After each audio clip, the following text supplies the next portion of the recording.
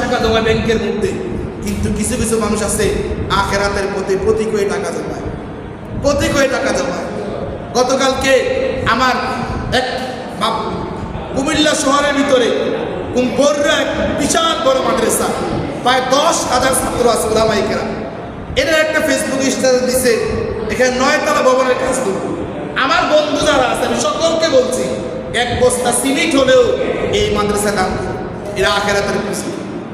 এক বন্ধু বলছে যে আমার টাকা নাই, আমি জানি তোমার টাকা আছে, তোমার বেশি চাই নাই, এক বস্তা সিমেন্ট 5 থেকে 600 টাকা তুমি দিবে না, মনে রাখো তোমার সাথে বন্ধুত্ব আল্লাহর জন্য, তোমার সাথে বন্ধুত্ব আমি রাখবো।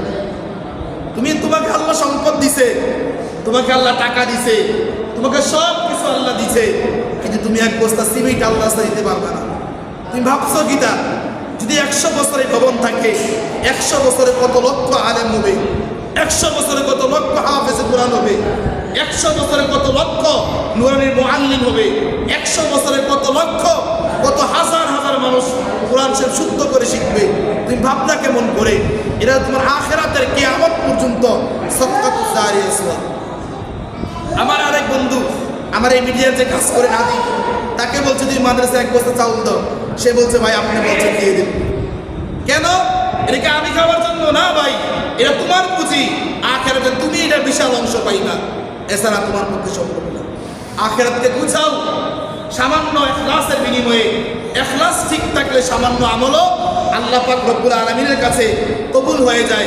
হাদিসের ভিতরে কিতাবে ওয়াকি আসছে, দৈনিক প্রসিদ্ধ একজন মুহাদ্দিস ছিল, উনি ইন্তেকালের পরে উনার শাগরেদ উনাকে স্বপ্নে দেখে জিজ্ঞাসা করেছিল, হযরত আল্লাহ পাক আপনাকে জান্নাত কোন গুণের কারণে দিয়েছে? মনে হয় সকাল থেকে সন্ধ্যা পর্যন্ত, আবার সন্ধ্যা থেকে সকাল পর্যন্ত আপনি হাদিসের তাদরিস দিতেন, হাদিসের দরস দিতেন, কোরআনের দরস দিতেন, এজন্য মনে হয় আল্লাহ পাক মাফ করে দিয়েছে। ওই মুহাদ্দিস উত্তর দিয়েছে, না না না, আল্লাহ পাক ওই গুণের কারণে আমাকে মাফ করে নাই। আমি একদিন গভীর রজনীতে হাদিস লিখতেছিলাম, যখন হাদিস লিখতেছিলাম উড়ে উড়ে একটা মাছি আমার কলমের আগার মধ্যে বসেছে, দেখলাম সে পিপাসার্ত অবস্থায় একটু পানি পান করছে। আমি যদি কলমটা সরিয়ে ফেলি তাহলে তার আর পানি পান করা হবে না, কালি পান করা হবে না, পিপাসা নিবারণ হবে না। আমি আল্লাহর জন্য এই কলমটাকে ধরেই রাখলাম।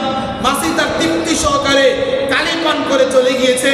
আমি যখন ইন্তেকাল করেছি, আল্লাহ পাক বলেছে, বান্দা দুনিয়াতে আমার মাখলুকের পিপাসাকে নিবারণ করেছ ইখলাসের সাথে, আমি আল্লাহ পাক তোমাকে আজকে জান্নাত পিপাসা দিয়ে তোমার কলিজাকে ঠান্ডা করে দিলাম। ইখলাসের তো নাম, ইখলাসের তো